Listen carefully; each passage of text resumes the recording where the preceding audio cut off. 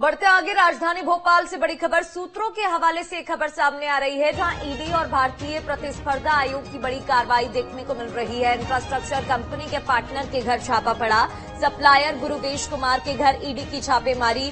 सरकारी विभागों में उपकरण सप्लाई गुरुवेश करता था, ऐसी रिपोर्ट मिली। रेलवे, पुलिस, फॉरेस्ट विभाग में सप्लाई किया करता था। चाइनीज जासूसी सॉफ्टवेयर सप्लाई करने का भी आरोप लगा है। तो भारतीय कम्युनिकेशन के नाम से गुरुवेश की कंपनी थी। भोपाल से बड़ी खबर निकलकर सामने आ रही है। भारतीय कम्युनिकेशन नाम की कंपनी जिसे सप्लाई किया करता था, लोगों तक पहुंचाया करता था। ईडी और भारतीय प्रतिस्पर्धा आयोग बड़ी कार्रवाई कर रहा है। इंफ्रास्ट्रक्चर कंपनी के पार्टनर के घर पर यह छापा पड़ा। सप्लायर गुरुवेश कुमार के घर ईडी छापेमारी कार्रवाई कर रही है। छापेमार कार्रवाई लगातार जारी है और सरकारी विभागों में उपकरण सप्लाई करने का गुरुवेश पर आरोप लगा है, जिसके बाद ये एक्शन लिया जा रहा है। तो रेलवे, पुलिस, फॉरेस्ट विभाग में सप्लाई करने का आरोप है। चाइनीज जासूसी सॉफ्टवेयर तक सप्लाई करने का आरोप लगा हुआ है। छत्तीसगढ़ के एक व्यापारी पर ईडी की एक रेड राजधानी भोपाल में हुई है। देख सकते हैं मेरे पीछे, ये वो घर है जिनका नाम है गुरुवेश कुमार। छत्तीसगढ़ के इंफ्रास्ट्रक्चर कंपनी या रियल एस्टेट व्यापारी के तौर पर इन्हें जाना जाता है। छत्तीसगढ़ के व्यापारी हैं और आज दिल्ली से ईडी की एक टीम पहुंची है, जहां उन्होंने ईडी की इस टीम ने गुरुवेश कुमार के घर पर रेड की है।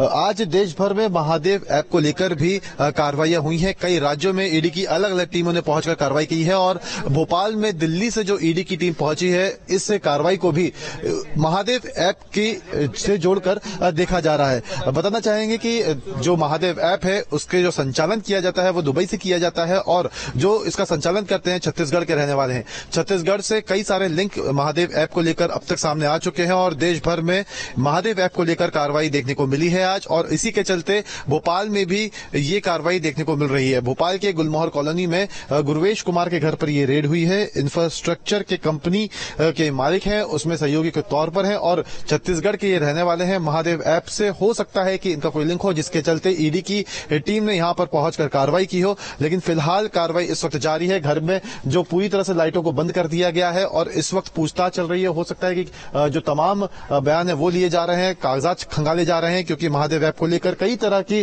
जो स्थितियां हैं देश में देखने को मिली है। कई सारी कार्रवाइयां अब तक देखने को मिली है। मनी लॉन्ड्रिंग से ये पूरा मामला जो है वो जुड़ा हुआ है। फिलहाल कार्रवाई जारी है और हो सकता है कि इस कार्रवाई के बाद और भी कई खुलासे या कहें और भी बहुत सारी कार्रवाई राजधानी भोपाल में देखने को मिले। वीडियो जर्नलिस्ट प्रदीप के साथ गौरव गुप्ता, न्यूज स्टेट मध्य प्रदेश, छत्तीसगढ़। तो देखिए, रिपोर्ट हमने आपको दिखाई किस तरीके से कार्रवाई की जा रही है। चलिए इस पर अपडेट ले लेते हैं। गौरव, हमारे संवाददाता हमारे साथ जुड़ गए हैं। गौरव, अभी भी क्या मौके पर हलचल देखने को मिल रही है? देखिए, बिल्कुल एक बड़ी कार्रवाई राजधानी भोपाल में हुई है। भोपाल के गुलमोहर कॉलोनी में गुरुवेश कुमार का निवास है।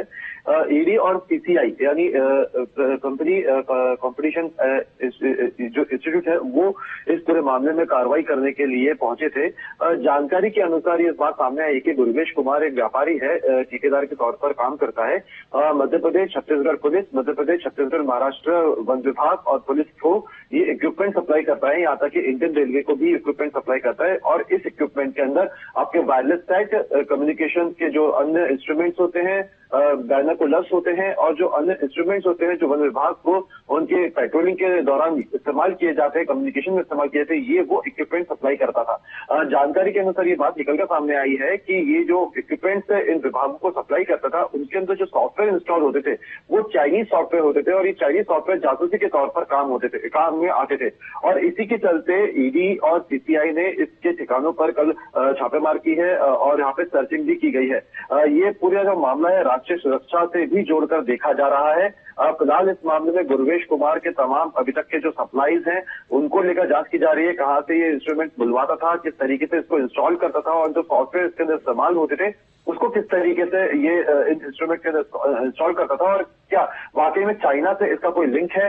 इन सब चीजों को लेकर अभी इस पूरे मामले में छानबीन की जा रही है, क्योंकि देखिए कल ईडी के देश भर में कोई सबूत मिल पाया अब तक? देखिए, अभी ईडी और सीसीआई इस पूरे मामले में जांच कर रही है और सबसे बड़ी बात यह है कि अगर वाकई में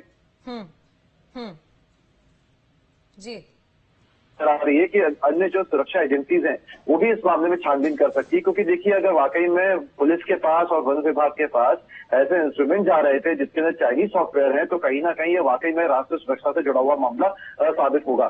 फिलहाल इस मामले में जो आरोप यहाँ पर लगे हैं और ये बड़ा मामला निकलकर सामने आ रहा है। नजर बनाए रखिएगा गौरव, शुक्रिया।